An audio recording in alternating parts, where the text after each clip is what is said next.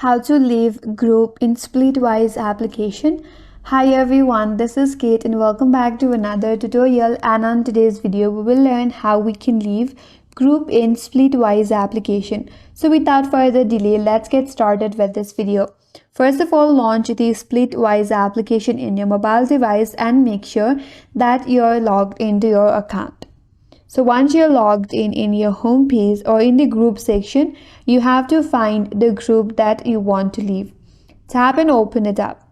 Once you land on the group, head towards the top right and tap on the settings icon. Under the settings page, scroll all the way down and at the very end, you will have an option as leave group. Tap on it. Confirm it by tapping on leave group again. And then tap on OK. After that, you will leave the group. And that's the way to leave group in Splitwise application. And that's all for today's video. Hope this video was helpful, and if you're new to our channel, consider subscribing. Thank you for watching and stay tuned for more videos.